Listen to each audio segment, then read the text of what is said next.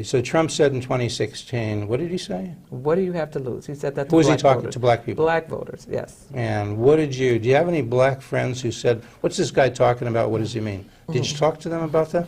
Well, we were already on board. We were conservatives long okay. before. So I've the been a conservative conservatives, for but what over- about for the 20 non-conservatives who were black and loyal followers of the Democratic Party? Did you ever talk to them and say, what Trump said, what have you got to lose? And what did they say? What did they tell you? How was their response? Well, it was a slow process. It's hard to come out of the closet as a conservative if you're a black person in my packaging, because people, immediately you get called all kind of names.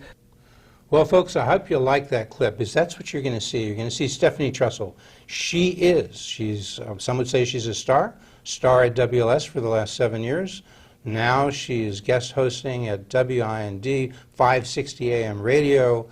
I mean, impeachment, just impeach the mother. Isn't that what she said? Who is it?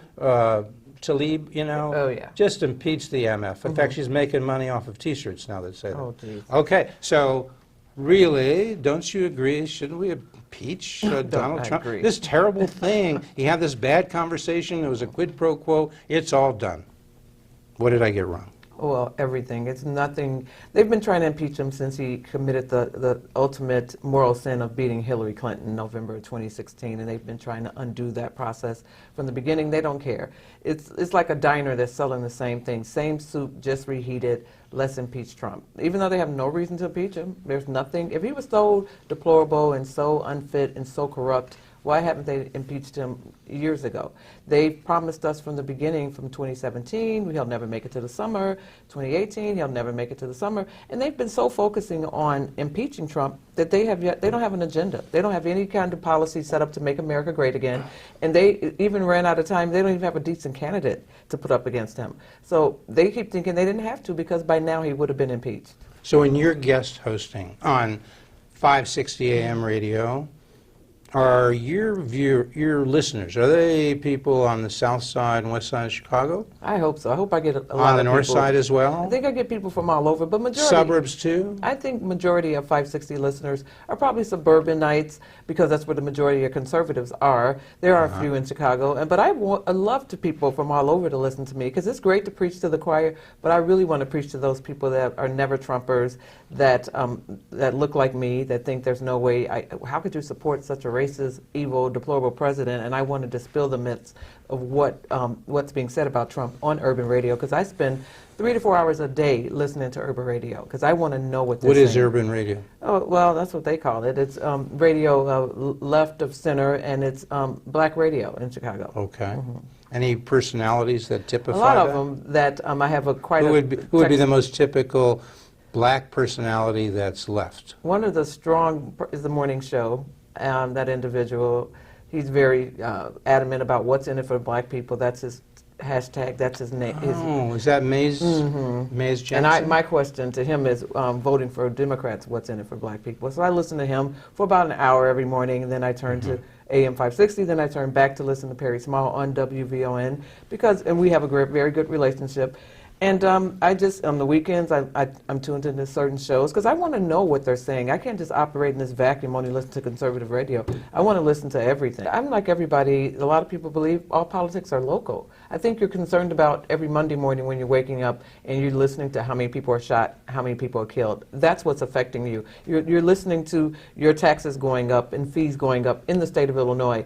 Because I always say to people, I don't care what you think about Trump, none of his policies will penetrate deep blue Chicago, deep blue Illinois. We need to be concerned about that. The fact that people are fleeing Illinois at a rate that just unbelievable, that people can't get out of here fast enough. That's what we should be focusing on, and not worry about Trump right now. I believe that Illinois is in play, and I certainly want to work hard to make sure our president wins, and it would be great if he won Illinois.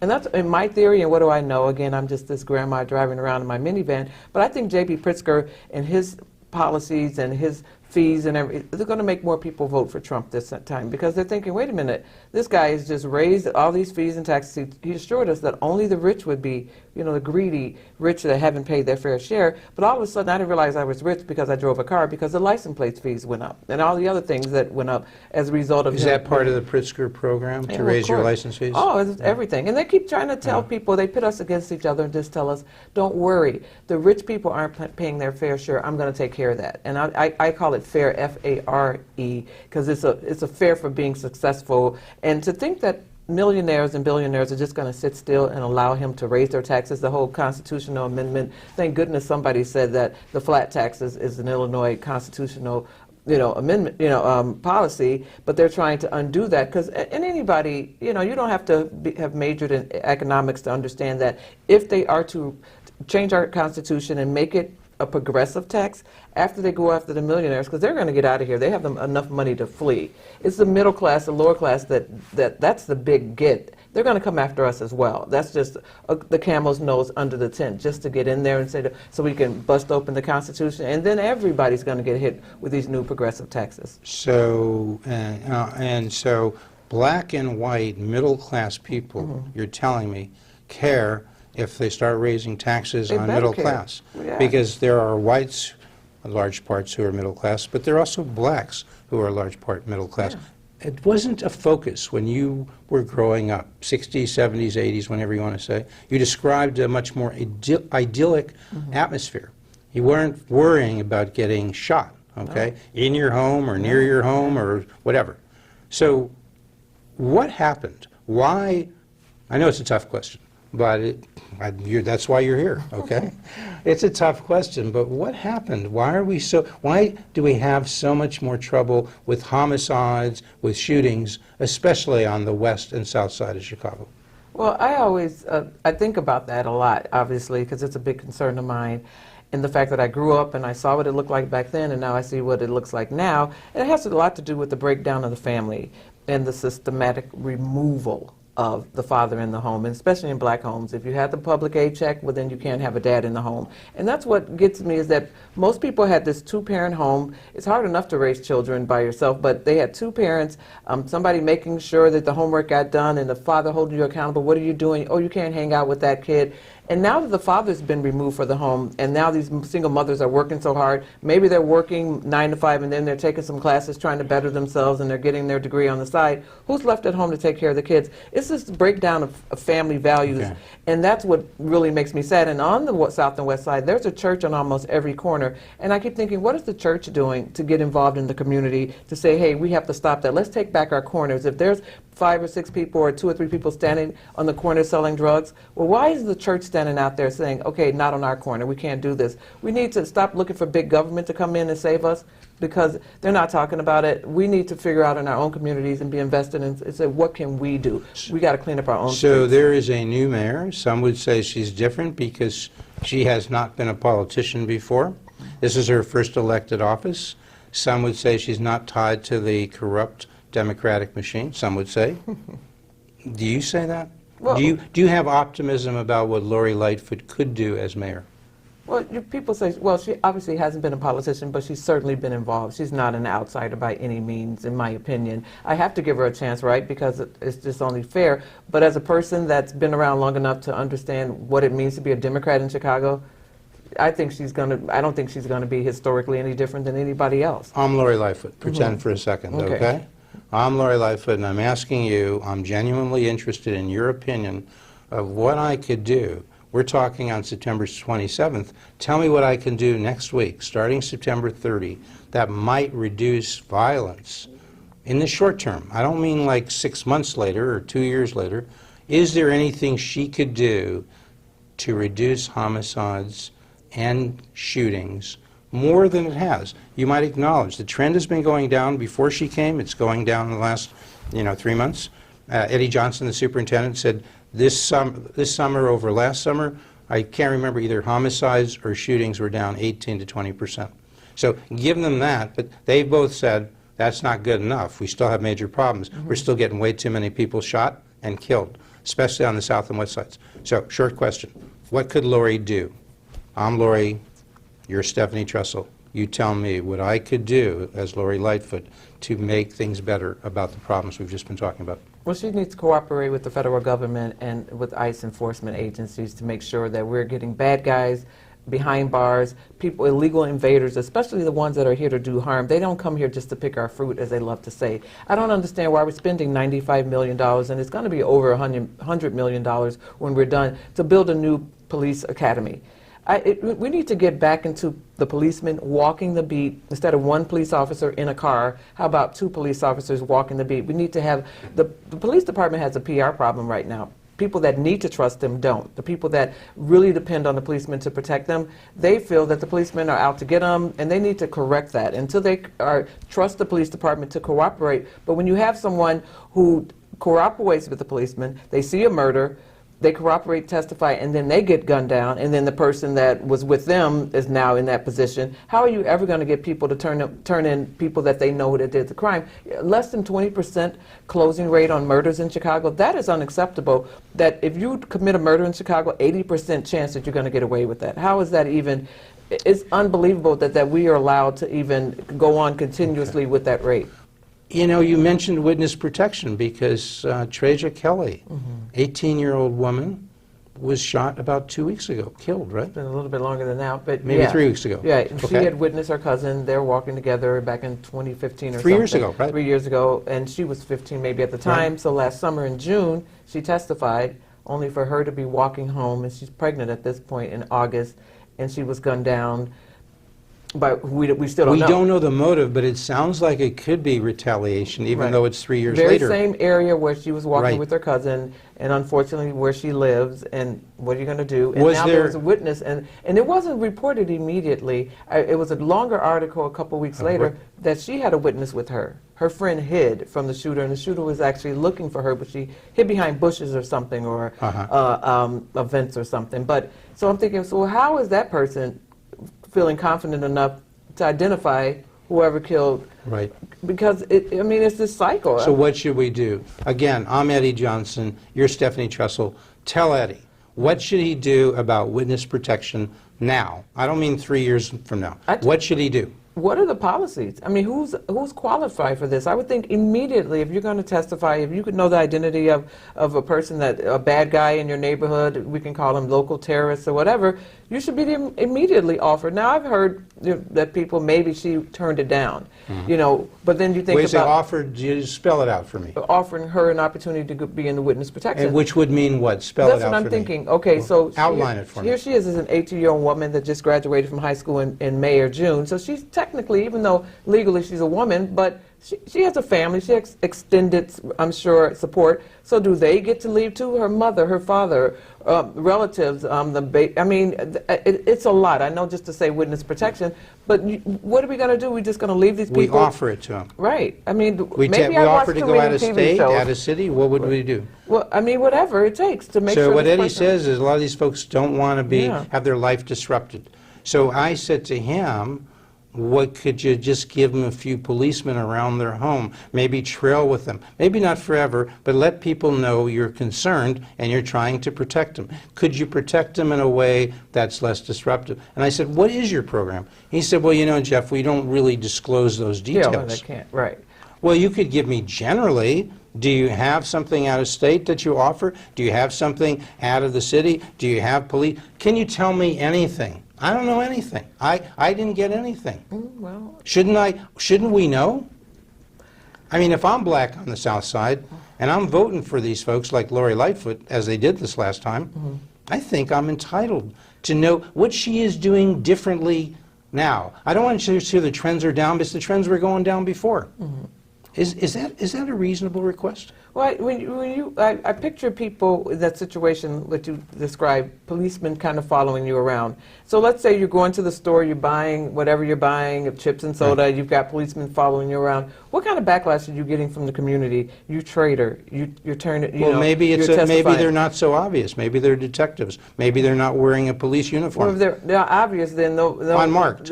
they think that they're vulnerable, then they could get shot. The best situation for you to be able to relax and live your life is to be removed out of that environment and move somewhere where you can feel safe, where nobody knows who you are, and you're just living your life. You think a number of these folks would be willing to do that, disrupt their life, go to another state? Well, I would think if For they're safety. given the choice, do you want to Okay. get shot in the street, or would you like to live your life? And if you did it for a few people who wanted that, that might rebuild the trust. It may say, hey, the police really care about us. They're devoting resources. And we need to work with Kim Foxx on this, enforcing the gun laws that we have. When you put a bond so low on a drug dealer who just got picked up for a gun and you're giving him a $5,000 bond, that's unacceptable. And then within 9 days, they're getting arrested again. Liberals are always trying to grab our guns from the good American people that abide by the law every time something bad happens. And they want more gun laws. How about we enforce the gun laws we currently have? Because if you turn someone in and for a gun, and you might turn your neighbor in and they get arrested, 4 days later they're back on the street, that doesn't give you any confidence. So that's a policy, as you probably know, of Chief Judge Timothy Evans, of Cook County Board President Tony Preckwinkle. She says the data support the idea that letting these people back out, because they're charged, but they're not convicted yet. We have presumed innocence. So, and you got Fox, and you got Preckwinkle, and you got Timothy Evans, Chief Judge of the Circuit. They're on one side. But Lori Lightfoot is actually on your side. Eddie Johnson's on your side. But what I'm wondering is, what the mayor says, well, I'm trying to get in touch with Preckwinkle, and we can't. You know, the mayor's office is 30 feet away from the Cook County Board President's office. They're both on the 5th floor in City Hall. Just walk on down there and say, bring over Judge Evans and let's get this resolved now. Here's a suggestion, Lori Lightfoot. Maybe she could be on the Stephanie Trussell show next week, and you could ask her that question. Sure. But think? this is also fake. Okay. Like, she's all part of really solving this problem. If this is a sanctuary city, blacks get 3 strikes and you're out. Illegal invaders who are taking my inheritance, my legacy as a descendant of enslaved blacks, that's a whole different situation. Those people get a set-aside. Now she's got gay set-asides coming along. Are we talking about that anymore? It's bad enough we have programs for women and minorities, and now gays are going to get a set-aside. This is all fake, and it's all identity politics. Our number one concern is to protect the citizens of the city of Chicago. Okay, and having a sanctuary city where they get sanctuary, and what do we get as American citizens? I don't know about you, Jeff. I would like sanctuary from the IRS. I don't want to pay taxes anymore. Okay. As an American citizen, I get sanctuary from no federal laws. So if she wants to impress me, you can talk a lot of whatever, undo the whole So sanctuary violence, city she needs thing. to do more on preventing violence. We've covered that.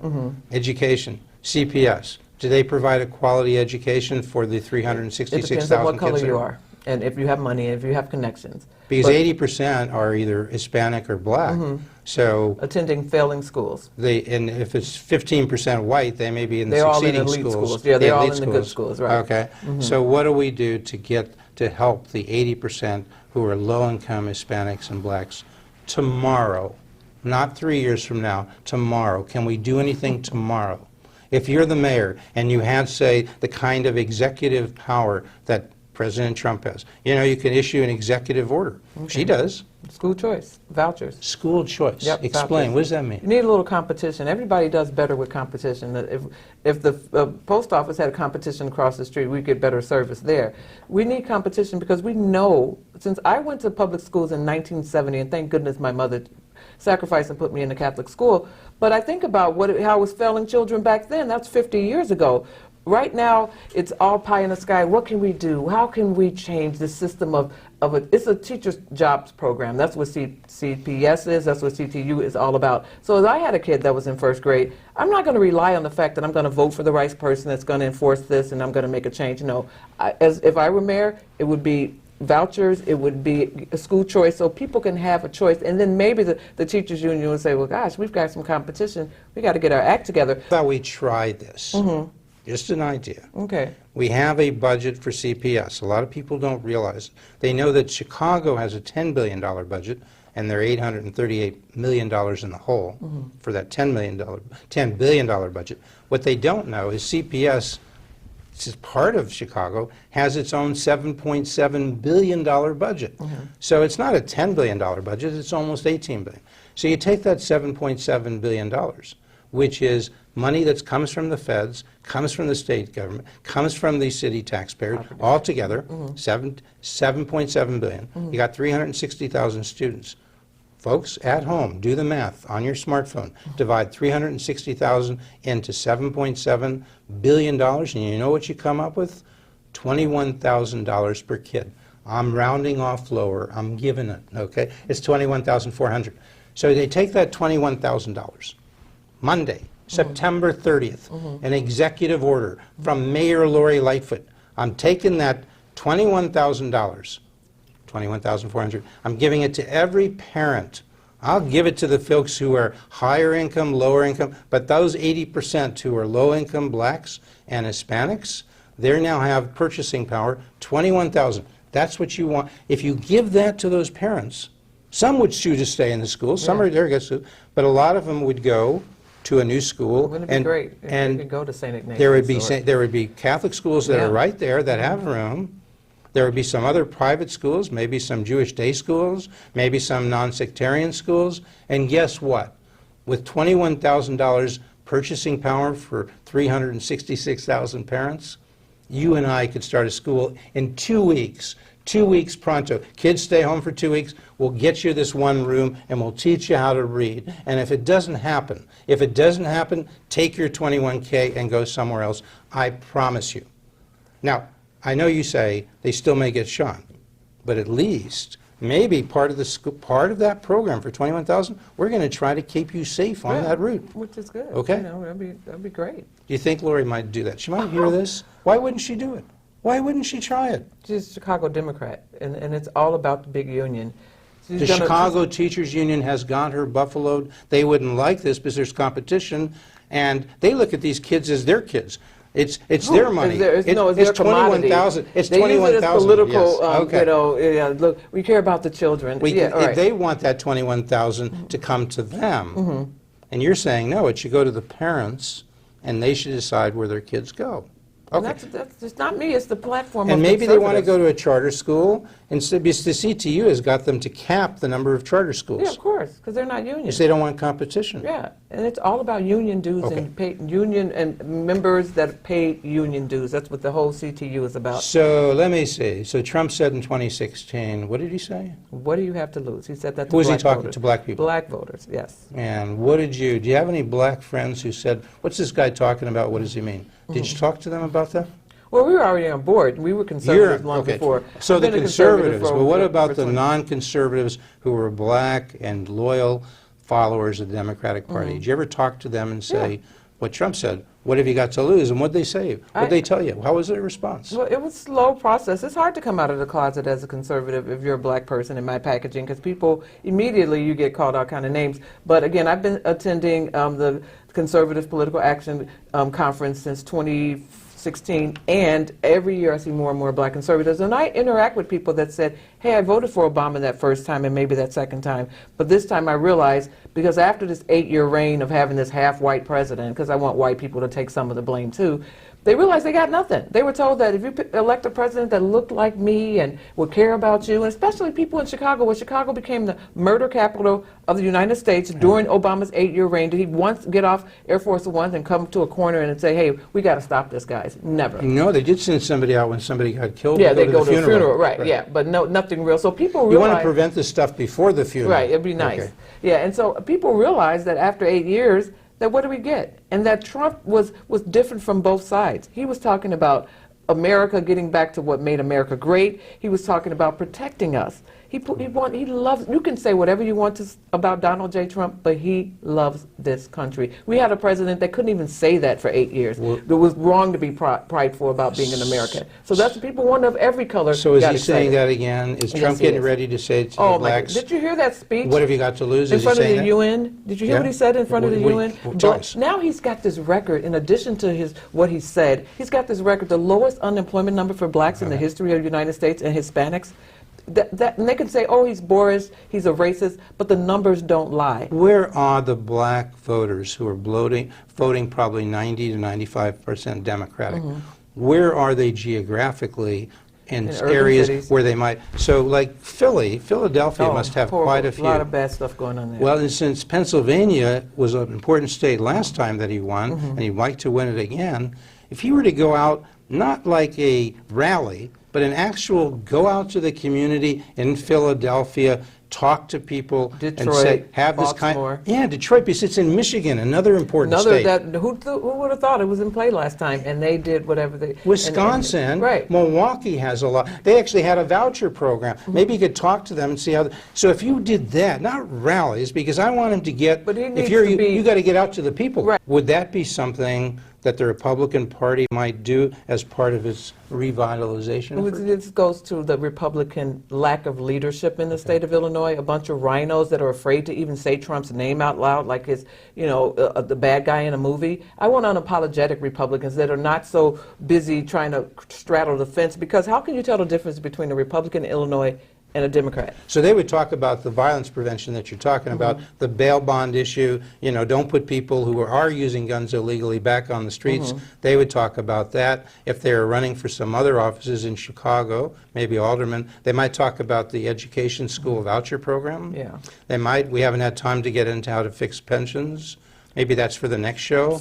I mean, 401ks for new hires, done. but they would all be saying, because blacks are a very important part of the vote they need as Republicans to win, they would all be saying, what was it that Trump said? What do you have to lose? We're taping this on September 27th. You may not see it on cable till after next week, but you'll probably see it online. And remember, when you see it online, it's probably before or right around Monday, September 30, and then that week of September 30, that is October 1, 2, 3, 4, Monday, Tuesday, Wednesday, Thursday, Friday. And Stephanie Trussell's going to be on, what's that station? WIND AM 560. 560 AM Drive radio. time, They yes. can find you 5 to 7 p.m. Okay, Yes. folks, you come back next week and every week to Public Affairs Illinois Channel, this combo program, because what have you got to lose?